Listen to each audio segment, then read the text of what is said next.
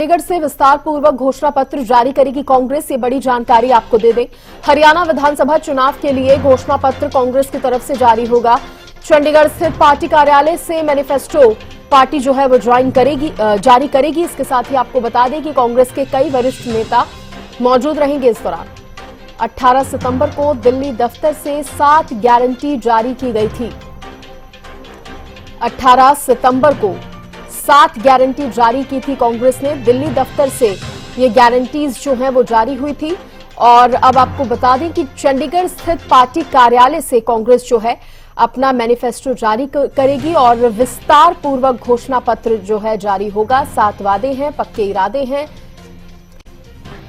6,000 रुपए दिव्यांग पेंशन, 6,000 रुपए विधवा पेंशन, ओपीएस बहाल करने का वादा, सामाजिक सुरक्षा को बल, 6,000 रुपए बुढ़ापा पेंशन। अपने संकल्प पत्र में ये तमाम वादे कांग्रेस ने किए। युवाओं को सुरक्षित भविष्य, 2 लाख पक्की भर्ती, नशा मुक्त हरियाणा, हर परिवार को खुशहाली, 300 यूनिट मुफ्त बिजली, 25 लाख तक का मुफ्त इलाज। 5वें वादे की बात करें तो इसमें गरीबों को छत, 100 गज का प्लॉट, किसानों को समृद्धि, एमएसपी की कानून गारंटी, तत्काल फसल मुआवजा। 7वां वादा पिछड़ों को अधिकार, जातिगत सर्वे, क्रीमी लेयर की सीमा 10 लाख रुपए करना। तो महिलाओं को शक्ति प्रदान करने से लेकर किसानों को मजबूत बनाने का इरादा जो है हरियाणा कांग्रेस के संकल्प पत्र में नजर आए हैं, जब इन्होंने 7 वादे, पक्के इरादे जो है जनता के सामने रखे हैं। और इसी को लेकर चंडीगढ़ स्थित पार्टी कार्यालय में ये बताया जा रहा है कि कार्यक्रम रखा गया है, जिसके जरिए विस्तार पूर्वक अपने मैनिफेस्टो की जानकारी जो है कांग्रेस देगी। इससे पहले सभी जानते हैं कि 18 सितंबर को दिल्ली दफ्तर से कांग्रेस ने 7 गारंटियां जारी की थी और अब इन 7 गारंटियों को विस्तार पूर्वक समझाएगी कांग्रेस। जहां हरियाणा विधानसभा चुनाव के लिए जारी इस घोषणा पत्र को चंडीगढ़ स्थित पार्टी कार्यालय से जारी किया जाएगा। कांग्रेस के कई वरिष्ठ नेता जो हैं इस दौरान मौजूद रहेंगे। चंडीगढ़ से विस्तार पूर्वक घोषणा पत्र जारी करेगी हरियाणा कांग्रेस।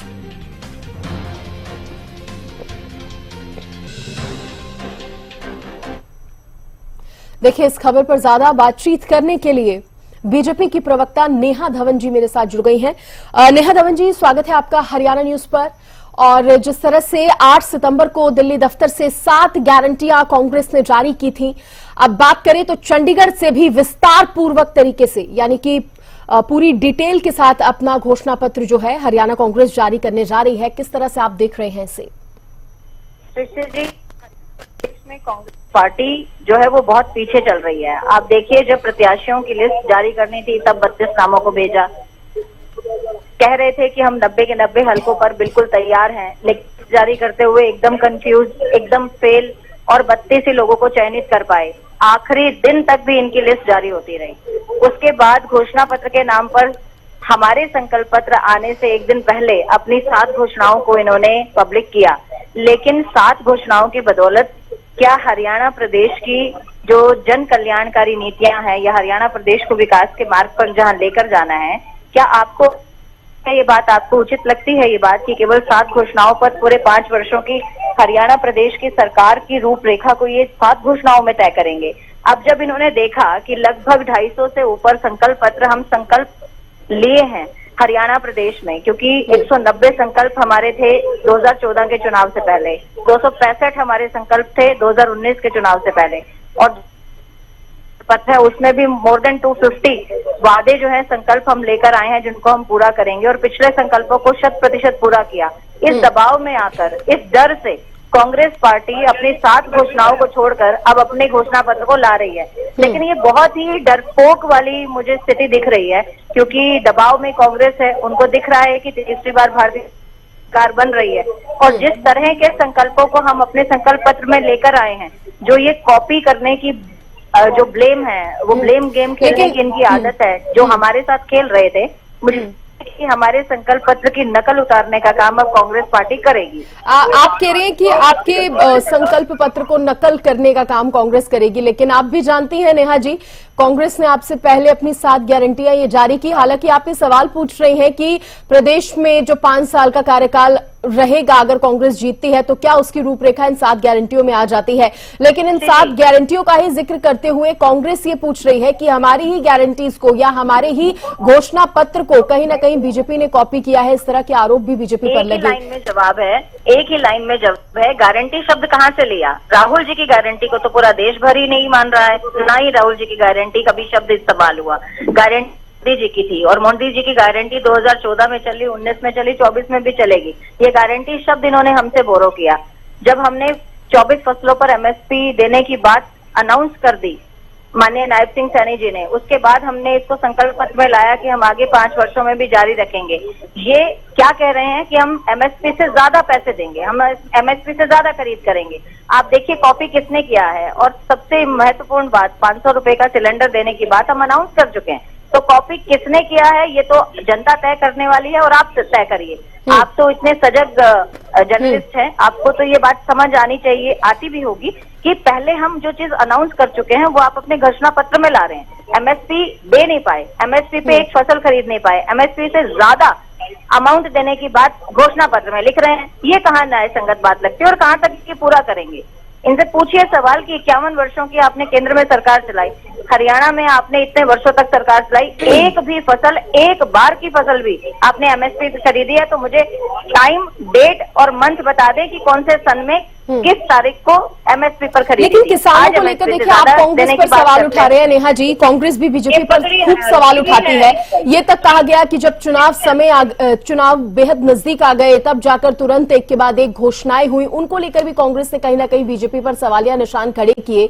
आप इस गारंटी 7 गारंटी को लेकर जो सवाल उठा रहे हैं, लेकिन कांग्रेस की तरफ से तो यही कहा जा रहा है कि उनके इस घोषणा पत्र में सभी वर्गों पर फोकस किया है। महिलाओं की बात हो, युवाओं की बात हो, बुजुर्गों की बात हो या फिर रोजगार देने की बात हो या किसानों की बात हो, सब पर कांग्रेस ने फोकस किया है। मैं ये बात बिल्कुल नहीं मानती हूँ कि कांग्रेस ने कभी भी किसानों की बात को कहा है या फोकस किया है। देखिए, बोलने और करने में बहुत अंतर है, करनी और कथनी में अंतर हमेशा कांग्रेस पार्टी के जो है व्यवहार में दिखा है। कांग्रेस पार्टी ने कभी भी किसानों की बात को कभी भी उन्होंने नहीं रखा। और दूसरी बात, जहां तक विशेष तौर पर बात है कि अभी घोषणा पत्र में आप कुछ भी डाल दीजिए, लेकिन आप उसको व्यवहार में नहीं लाएंगे, आप उसको क्रियान्वित नहीं करेंगे तो उसका कोई फायदा नहीं है। किसानों को अगर सही मायने में किसान सम्मान निधि देने की बात हो, किसानों के लिए फसल बीमा योजना की बात हो, किसानों के लिए मुआवजा राशि की बढ़त की बात हो और सही समय पर जब मुआवजा देने की बात हो वो राशि उनके डायरेक्ट खाते में जाए, कोई बिचौलिया नहीं, कोई भ्रष्टाचार नहीं, ये बात केवल और केवल भारतीय जनता पार्टी के सरकार में संभव हो पाया। ठीक है नेहा जी, बने रहिए क्योंकि वेद प्रकाश विद्रोही जी भी जुड़ गए हैं, कांग्रेस के प्रवक्ता है। विद्रोही साहब, स्वागत है आपका। नेहा जी से मैं सवाल कर रही थी, आपकी ही 7 गारंटी वाला जो आपका घोषणा पत्र है उसको लेकर चर्चा हो रही है। तो नेहा जी ये कहती हुई नजर आई है कि अगर कांग्रेस की सरकार बनती है तो क्या 5 साल का जो कार्यकाल रहेगा वो महज इन 7 गारंटियों में उसको एक्सप्लेन कर पाना या उसकी रूपरेखा तैयार कर पाना संभव हो पाएगा? कहीं ना कहीं वो इस पर सवाल उठा रही है कि 7 गारंटियों में ये संभव ही नहीं है 5 साल की रूपरेखा बनना। देखिए मैडम, भाजपा का काम तो झूठ बोलना है और असत्य बोलते इनको जरा शर्म आती नहीं। जब हमने ये गारंटी हम दे रहे थे तब भी हमारा मजाक उड़ा रहे थे। हम तो 1 साल से कह रहे हैं इन गारंटियों को हरियाणा में, और खुद हमारी नकल कर वो क्यों गारंटी खुद दे रहे हैं? अगर हमारी गारंटियां बेकार है और हमारी गारंटियों में कोई दम नहीं है तो हमारी गारंटियां नकल कर 7 में से 5 गारंटी में नकल क्यों कर रहे हैं ये लोग? दूसरा, इन्होंने कह दिया एमएसपी का। हमने कभी एमएसपी कानून की गारंटी आज तक तो दी नहीं थी। ये एमएसपी कानून की गारंटी पहली बार किसने दी थी? 2014 में मोदी जी ने दी थी। क्या लागू किया आज तक? दूसरी, ये झूठ बोल रही है। तीसरी, ये वो झूठ बोल रही है किसानों का आज तक किया क्या? अरे किसानों का ग्रीन रेवोल्यूशन, किसानों का भला, खेती का भला अगर कोई हुआ है तो कांग्रेस राज में हुआ है। ये भाव की बात कर रही है।